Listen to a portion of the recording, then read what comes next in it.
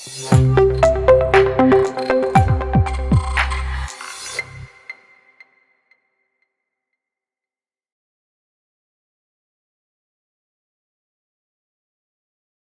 Students, मैंने अपने पिछले लेक्चर में आप लोगों को पढ़ाया था कि कास्ट इन सिटू कंस्ट्रक्शन क्या होता है।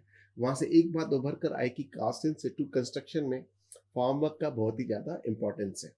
अब जितना फॉर्म वर्क का इरेक्शन का इंपॉर्टेंस है, उतना ही फॉर्म वर्क के रिमूवल का भी इंपॉर्टेंस है।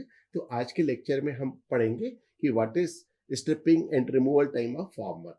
तो हम इसमें यूजुअली आईएस कोड को फॉलो करते हैं। आईएस 456 जो हमारा code of practice for plain and reinforce concrete है, उसमें जो रिकमेंडेशंस गिवन रहती हैं स्ट्रिपिंग एंड रिमूवल की, उसी को फॉलो करते हैं। यूजुअली ये एक बहुत ही क्रुशियल स्टेज रहती है हमारा फॉर्म वर्क रिमूवल की। और जो जस्ट निकल के आता है आईएस 456 में से, वो जस्ट ये निकलता है कि जब तक कंक्रीट अपनी सफिशिएंट स्ट्रेंथ गेन ना कर ले और दूसरे फॉर्म वर्क पर कोई अनसेफ ना रहे, वही टाइम रहता है सही इसका अपना फॉर्म वर्क रिमूवल का। तो देखते हैं कि what is the importance of stripping and removal of formwork. तो जो इम्पोर्टेंस है उसका कि फॉर्म वर्क, जैसा कि मैंने अपने पिछले लेक्चर्स में आपको बताया था कि फॉर्म वर्क हम क्यों यूज करते हैं।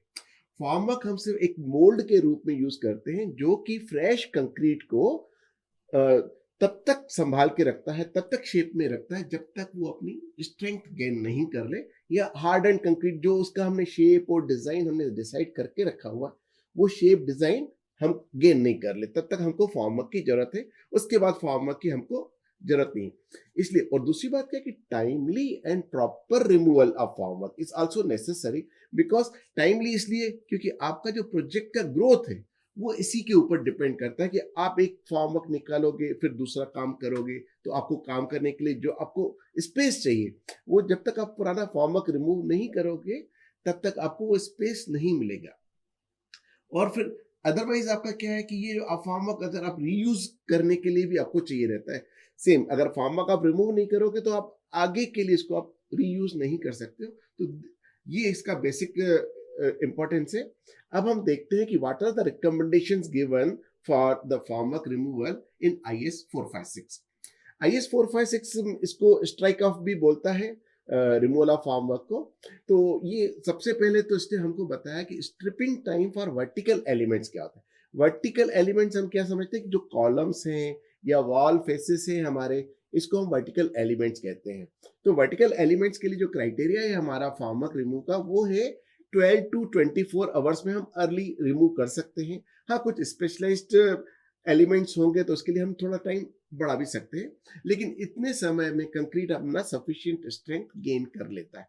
अब यहाँ पर सफिशिएंट स्ट्रेंथ गेन करने से मतलब है कि कंक्रीट ने अपना सेल्फ वेट भी ले ले और कोई एंटीसिपेटेड लोड भी ले ले, राइट। अब नेक्स्ट रिकमेंडेशन जो है आईएस कोड की, वो है stripping time for slabs and beams, मतलब stripping time for horizontal members. अब यहाँ पर जो हॉरिजॉन्टल मेंबर्स के लिए रिकमेंड करता है, वो IS code 7 to 14 days recommend करता है, till your concrete gain sufficient strength, right. तो यहाँ पर 7 से 14 दिन, लेकिन कुछ कुछ चीजों में ये टाइम बढ़ भी सकता है। कुछ स्पेशल स्पेशल एलिमेंट्स रहते हैं, कुछ कर्व्ड एलिमेंट्स रहते हैं, जिनका कुछ ऐसे एलिमेंट्स रहते हैं जो बहुत छोटे छोटे एलिमेंट से जुड़ के एक बड़ा एलिमेंट बनता है। इन सब के लिए जो फॉर्म वर्क रिमूवल टाइम वो थोड़ा हमको ज्यादा लेना पड़ता है, क्योंकि तभी तक ही हमारा जो कंक्रीट है वो स्ट्रेंथ गेन करता है। तो वो ड्यूरेशन जो है स्ट्रक्चरल रिक्वायरमेंट पे भी बहुत कुछ डिसाइड करती है, राइट। सो जो क्राइटेरिया आईएस कोड बताता है, वो ये बताता है कि जो भी डिसीजन लेना है फॉर्म वर्क रिमूवल का, वो सिर्फ एज के ऊपर नहीं लेना है कि 7 टू 14 डेज हमने बोल दिया तो आपने 7 टू 14 डेज में उतार दिया, या 12 टू 24 आवर्स में बोला तो आपने उतार दिया। नो, दोनों चीजें कंजक्शन में चलेगी, स्ट्रेंथ गेन एंड टाइम, दोनों को आप एक ट्रेड ऑफ करना पड़ता है कि टाइम भी हमको कम लगे और हमारा कंक्रीट भी सफिशिएंट स्ट्रेंथ गेन करे। बाकी बहुत सारी चीजें हमको उसमें अपना कंसीडर करनी पड़ती है। सपोर्ट कंडीशन कंसीडर करनी पड़ती है, कंक्रीट की स्ट्रेंथ कंडीशन कंसीडर करनी पड़ती है, क्यूरिंग की कंडीशन कंसीडर करनी पड़ती है, डिजाइन की कंसीडरेशन कंसीडर करनी पड़ती है। ऐसे बहुत सारी चीजें हैं। अब आईएस कोर्ट जो है रिकमेंड करता है सेफ स्ट्रिपिंग प्रोसीजर क्या होना चाहिए। सेफ स्ट्रिपिंग प्रोसीजर के बारे में बोलता है कि जो हमारे फार्मक रिमूवल है इस प्रकार से रिमूव करना चाहिए कि किसी भी तरीके से हमारे किसी भी कंक्रीट एलिमेंट को डैमेज नहीं पहुंचाए, नंबर वन। और नंबर टू, हमारे जो आसपास के जो फार्मवर्क जो दूसरा फार्मवर्क लगा है उसको भी डैमेज नहीं पहुंचाए, उसकी भी स्टेबिलिटी और सेफ्टी इंश्योर करे। तो ये रिकमेंडेशन है। और जो लास्ट रिकमेंडेशन देता है रिमूवल ऑफ फार्मवर्क में, वो बोलता है जब तक आपका फार्मवर्क आप रिमूव करते हो तो जहां जहां पर नेसेसरी है वहां वहां पर टेम्परेरी सपोर्ट दीजिए, इसका फोल्डिंग प्रोवाइड कीजिए सच दैट की सेफ्टी चारों तरफ से यूज हो। और सबसे ज्यादा एम्फासिस आईएस कोड का रहता है फार्मवर्क रीयूज पे। अब फार्मवर्क रीयूज में एनकरेज इसलिए करता है क्योंकि यहाँ पर मटेरियल ऑप्टिमाइजेशन होता है। अब मटेरियल ऑप्टिमाइजेशन होने से हमारा एनवायरमेंटल कंडीशन भी सुधरती है, तो इसलिए हमारा आईएस कोड इसको एम्फेसाइज करता है। और जब अगर फार्मवर्क रीयूज करना है तो हमको ये बहुत ध्यान रखना पड़ेगा, जब हमारा फार्मवर्क निकल के आता है तो उसको चेक करना है कि वो रीयूज के काबिल है भी या नहीं। अगर वो रीयूज के काबिल नहीं है तो उसको हमको डिस्कार्ड करना पड़ेगा, क्योंकि हमारे लिए structural stability of the structure is more important than the reuse of formwork, right. तो ये चीज हमको ध्यान देना है कि हमारा स्ट्रक्चर ज्यादा महत्वपूर्ण है, फार्मवर्क के सेकेंडरी, राइट। अब हम ये समझना चाहें कि जो हम ये आईएस कोड को क्यों फॉलो करें या what is the importance of compliance of this IS code. वो इसलिए जरूरी है कि जो आईएस कोड है वो काफी बड़ी रिसर्च के बाद बनाया गया है, इसलिए एंश्योर करता है safe and successful removal of formwork. यानी हमारा फार्मवर्क सेफली रिमूव हो जाए और सक्सेसफुल रिमूव हो जाए, इससे हमारा प्रोजेक्ट की सक्सेस पे भी फर्क पड़ता है। और यहाँ पर हमको एक और चीज ध्यान देना पड़ेगी, जो फार्मवर्क स्पेशलिस्ट है और जो स्ट्रक्चरल इंजीनियर है, इन दोनों को कंजंक्शन में काम करना चाहिए। ये दोनों आपस में मिलकर डिसाइड करें कि when the formwork should be removed.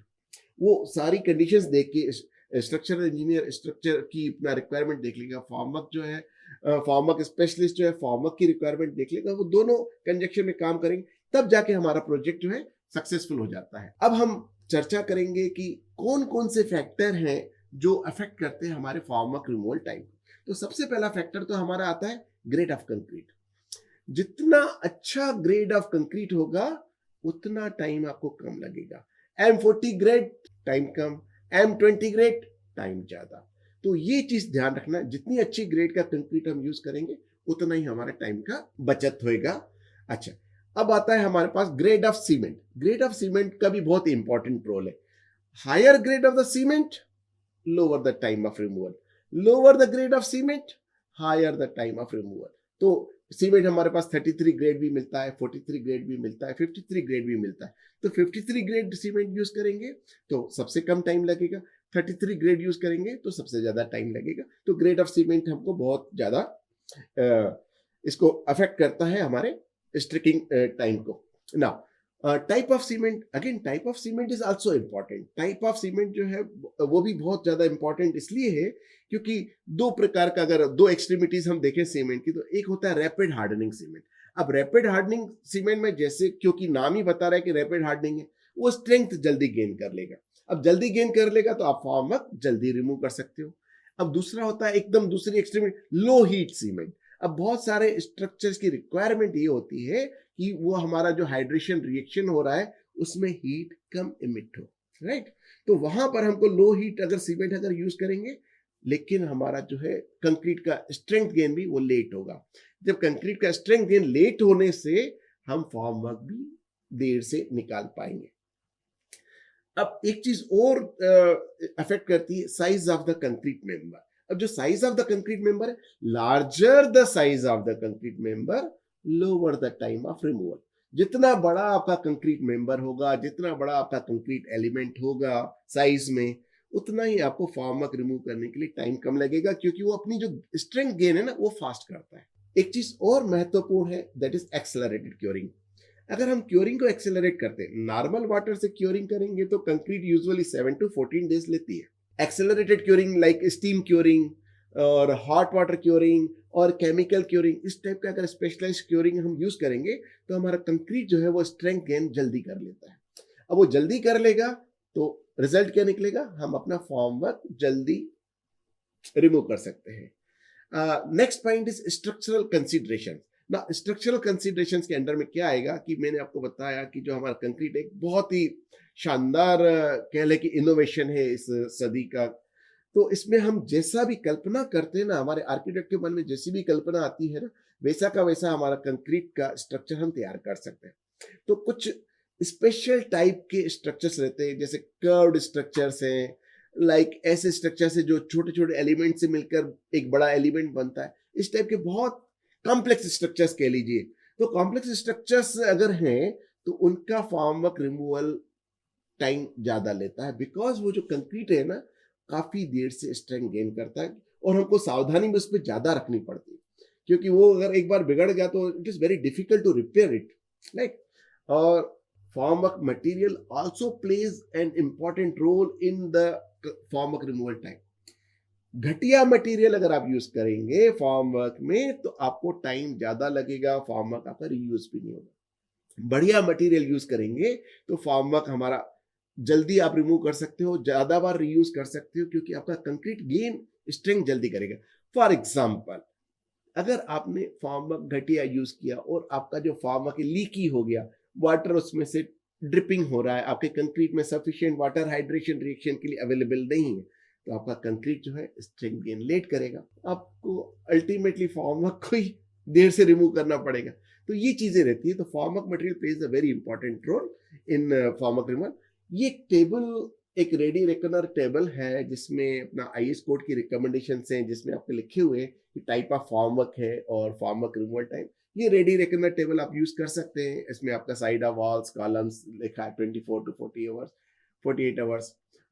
Rapid hardening cement के लिए 12 to 24 आवर्स होता है, एंड सो ऑन। तो ये देख सकते हैं। सो स्टूडेंट्स, आज हमने फॉर्म वर्क रिमूवल टाइम के बारे में पढ़ा। तो आपने देखा कि कितना ज्यादा क्रिटिकल है और कितना ज्यादा क्रुशियल है हमारा form work removal.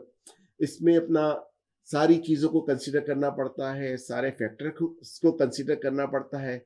Structural engineer and form work specialist and builder, ये सब मिलके जब काम करते हैं तब जाके क्या फॉर्म वर्क रिमूवल टाइम होता है वो निकलता है। तो आज से इस लेक्चर में इतना ही। हम अपना अगला लेक्चर लेंगे formwork for some special structures like shales or your towers and bridges. Thank you.